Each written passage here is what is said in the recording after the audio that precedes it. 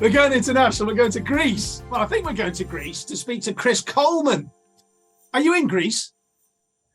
Hello, Rob. Yes, I'm in Athens. How is it? How is Athens? Yeah, beautiful city, lovely people. Enjoying it very much. Well, let's just get this one out of the way. It's taken us 3.5 hours to try and connect with you, which proves you were actually worse at computers. All you had to do was press a button. It wasn't hard. No, listen, 3.5, maybe 3-4 hours. Any chance? You got to sort out your tech team, mate. They let me down there. I promise you, it wasn't me, honestly. Sorry, Sam. Good work, mate. Go on, tell it. I don't even know how to pronounce it. Atromitus?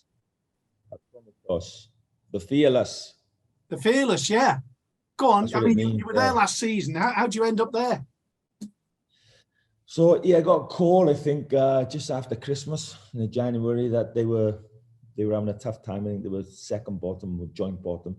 So, and I'd been out for 2 years. We'd had a few opportunities, but because of COVID, it was difficult. We couldn't really do much, and we wanted to keep traveling and working abroad. So, and then this came, and it was at the end of one of the COVIDs anyway. So, the borders were opening up, and I spoke with the director of football, and yeah, I wanted to jump in and take the challenge on, and I'm glad I did. It's a great club. It's a real proper football club. Lot of emotion, a lot of passion. Good history also. So yeah, I'm really enjoying it.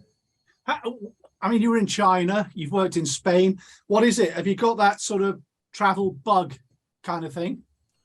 I just want, yeah, it doesn't last forever, obviously. Nothing lasts forever. So when you get the chance for the opportunity to experience something different, I think as well, probably everybody wants to work in the Premier League, and maybe I was spoiled because that was my first job, but I was there Fulham for 5 seasons. So not that I'm saying I never want to work in the Premier League again. Obviously, everybody wants to work at the top level, but not everybody can. And you don't always get an opportunity. Sometimes whatever you're doing is not at the level it needs to be in the Premier League. That's just the fact of life. So what are you going to do? Are you going to sit home, twiddle your thumbs, or are you going to make the most of what you got, make the most of every opportunity, which I try to do? And I've been in Spain, Greece. This is my second time in Greece. Been in China. So, and the world's a big place, and there's a lot of good football leagues, a lot of good football clubs. So why not try as much as you can? Just tell us about your lifestyle in Athens, away from the football, first of all. I mean, you've got a young family. Do you get out much? Do you have much time to yourself? Go on, tell us what's Athens for a night out? Yeah, I mean, Charlotte, our young children are 5, 6 and 8, so they're in school. They're in good schools. So we haven't moved them. We've left them there because I signed for 18 months. So I'm now just inside the last 12 months of my contract. So unless we were going to sign a long contract, then you commit more family-wise. So Charlotte is still in Winchester with the little ones, but they come here every holiday, so I go back to see them. But Brilliant. My day really is in the office for 8:30. We train in the morning. Sometimes we train in the evening because of the heat, or we'll change that now because of the summer months are coming to an end. And basically, yeah, we've got a really good training facility, and I've got a very good staff, and I spend most of my day at Maserati. That's the name of our training facility. So I spend most of my day there, really, Rob. You've got Kit Simons with you as well, yeah. You must have a sort of go and sit in a couple of cafes and what have you, and all that kind of thing. Of course, listen. When I arrived here, I used to like a nice milky coffee with a couple of sugars. Now it's got to be black, no sugar, no milk. You get used to drinking the Greek coffee, which is different. Yeah. So yeah, me and Kit, we chew the fat, sit in a few cafes. He lives like 10 minutes from me. He lives I live in a place called Palio Faliero, which is about 20 minutes from our stadium and training facility. And I'm on the coast, and Kit's just 10 minutes up the coast. And it's a beautiful area. It's a fantastic area. But I think, the people as well, they're very passionate people. The food, the big problem is the food is too nice. You can't stop eating. And that's a bit of a problem for Kit and myself, but we're doing our best, Rob. I was looking at your team makeup the other day. You battered, who was it? Ionikos 4-1, drew with Lamia 0-0. I was looking at your team makeup though. You got Romanians, you got French, you got Spanish. How do you deal? Is there a common language? How do you deal with that? Well, we've got Greek, Romanian, Spanish. We've got Austrian. We've got Tunisian. We've got, one of our lads is from Belgium, but he qualifies for Greece. We've got a lot of different nationalities, but the common language is English. Everybody speaks English, and they've made it really easy for us, to be fair. And how do you drop in there? I mean, how quick can you assess a player, a team, bringing in people, knowing the market as it were? How difficult is that? Well, you've got to try and do that as quickly as you can, because as you know, big fella, in this industry, you don't last more than 6 games if it's not going your way. So you've got to try and assess everything as quickly as you can, and that's just watching the previous game, watching the videos, watching the games, trying to get as much, and you'll know some of the players, but you won't know all of them, and then getting to know their personality and how they work, and trying to implement your plan and ideas, trying to sell that to them. And of course, it's not easy for coaches when you travel to different countries, because the culture is completely different, and you've got to try and navigate your way around that also. But I quite like the challenge of all that. It's quite exciting. You've started the season quite well, haven't you?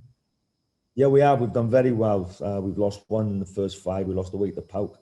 We beat Ionikos, we beat Offi, and we drew with Panathinaikos, and we drew with Lamia. But we've tried to implement a different style of football this year. When we arrived in January, we basically went very pragmatic. We thought, with the players we had, we tried to keep it as basic as we could, and we were very much in fight mode anyway. This season, we've lost 14 or 15 players. We've introduced 7 or 8 new ones. It's a very much different team, it's a different style of play. So far I'm happy with what I've seen. Do they like you there? I'm not really, whether they like me, Rob, as long as they respect what I'm trying to do. I think that's the thing, because if they respect what you're trying to do, you've got a much better chance of good results. So I don't know, to be honest. I get on with everybody, but whether or not they like you at the end of the day. And I suppose I've been a player myself. I never really liked the manager, the coach that used to leave me out of the team. I never liked him, and that's just a fact of life, Listen, we've been texting over the last couple of days, trying to organise computers and getting you in touch. And I actually said, right, I'm gonna go and watch Don't Take Me Home, which I did yesterday. Do you know what? It is brilliant, isn't it? Yeah, I think I've watched it 3 or 4 times. It's so lucky, big fella. Sometimes you get lucky in life. You arrive with a group of people, and everything just falls into place. Other times it's so difficult, it's never going to happen, and you know that. But you can have moments where you're surrounded by people that come together at the right time, and that's what happened with Wales, and all the thing you see on Don't Take Me Home. It's all, and that's all real. All that is not, nobody's acting. It's not, we know the camera's on it. It was like that all the time. The atmosphere with Wales, I say all the time, it was like that after the first 18 months of my time with Wales. The first 18 months was disastrous. After that, it was wow, absolute heaven. I was watching. I mean, there's no anthem like the Welsh national anthem. It was Bordeaux, wasn't it? And sometimes, I mean, you know yourself, there's nothing like being at a live event. You can watch it till you're blue in the face on TV. It's not the same. But even on the telly, just that. I was doing the Euros in Qatar basically, and it just came through. The emotion was unbelievable, wasn't it? It really, I had a tear in my eye watching it. It was incredible. It is. I think the Welsh, I'm going to say this, I'm a Welshman, but yeah, it's pretty powerful. It's a pretty powerful anthem. I think, the Scottish national anthem also is very powerful, and obviously the English one is as well. But for us, I think the Welsh national anthem, you know, it's sung in Welsh, and it is very powerful. You know, and we used it as well. We didn't mean to use it, but when we were playing at home to Belgium, we were 1-0 up. There was like 15 minutes to go, and we were getting battered. You know, they were having a 10-minute spell where we couldn't get out of our own box, our penalty box. We were getting. It was on. You smell it in games. This is going to turn sour. But all of a sudden, in Cardiff, all the supporters started singing the national anthem. It was honestly, Rob, I've never seen anything like it. And then it gave us a boost, and we ended up getting through the game. We won the game. We won the game because of what happened on 70 or 75 minutes. Everybody sang the anthem, and it gave the players real energy, and it got us over the line. You know, so there's a lot attached to our national anthem, especially now. I would say in the last 10 years, because of what's happened. We lost speeds. We qualify. We do what we did in the tournament. We've qualified for 2 other tournaments. There's a real now, they call it the red wall with our supporters, and it's real. The anthem is so precious to everybody. So yeah, Will's football is as good as it's ever been at the minute. I've got to ask you, you've got the freedom of Swansea. What does that mean? Is that to go in every nightclub? You're allowed to go in every nightclub free. You go straight to the front of the queue, do you? No. I haven't been in a nightclub for 20 years. I may go in the odd pub, mind you, but I'm allowed, this is what it means, I'm allowed to walk my sheep through the city centre at any given day I like, and nobody can do anything about it, which is, you know, it comes in handy. It probably does. Do you know what? Wouldn't it be great just one day to do that? Just borrow a few sheep. Just do it. Maybe I'll get one. Yeah, maybe I'll get one sheep. I don't know. Yeah. I've got to ask you about Wales now, because, I mean, they're going into a World Cup. There must be a bit of you thinks, I wish it was me. Oh, of course. Oh my God. I look at Paige and I think, do you know what? I love Paige, the top fella. Yeah. Of course, I've got a little bit of, I wish that was me. And anybody that says they don't have that, and anybody who says, it was the same when Giggsy qualified, I was thinking, Giggsy, I wish, that could have been me. And they probably did it when I was the manager there. It's natural, but it's not in a bad way. You know, he's done an incredible job. Giggsy did a great job. Paige is doing a great job. Qualifications, and it was all right. Everybody says, the World Cup's the most important qualification. They said when I qualified, it's the most important qualification. People miss the boat. Is every qualification is for us is the most important, because it means we're continuing something. It wasn't a one-off. We did it once in 50 or 60 years. Now we're doing it maybe two or three and 5 or 6 years. This is what we said we had to do to keep things going and for us to grow as a football nation. And Paige is carrying that on. He's doing an absolutely terrific job. But am I a bit jealous? He's going to the World Cup. 100% I am. Do you fancy them? Yeah. Well, it'll depend on what players we've got ready and what players are fit. The experienced boys, we're going to need them. Certainly in a tournament, because they've been there before and done it, so they know what it's all about.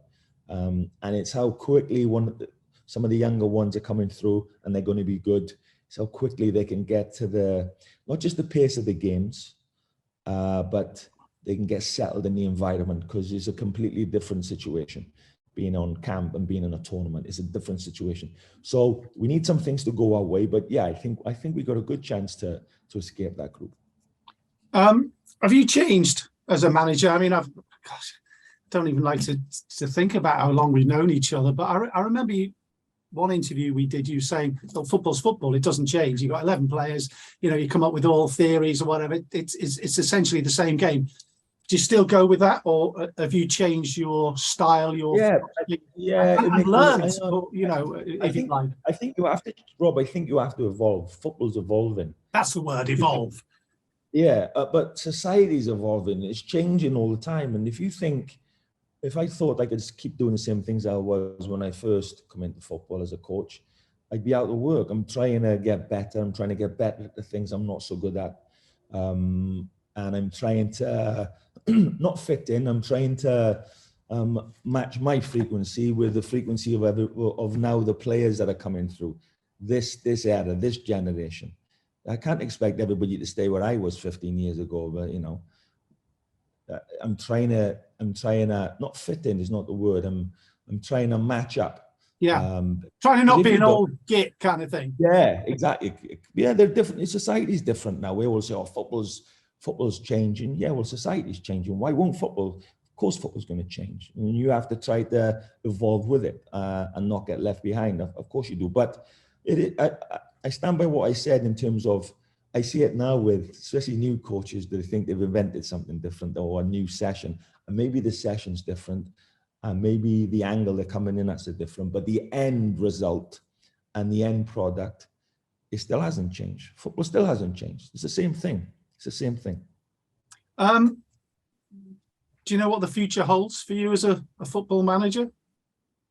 No, I just want to be involved as long as I can be. I've been blessed for 20 years to been working in all different countries, all different levels.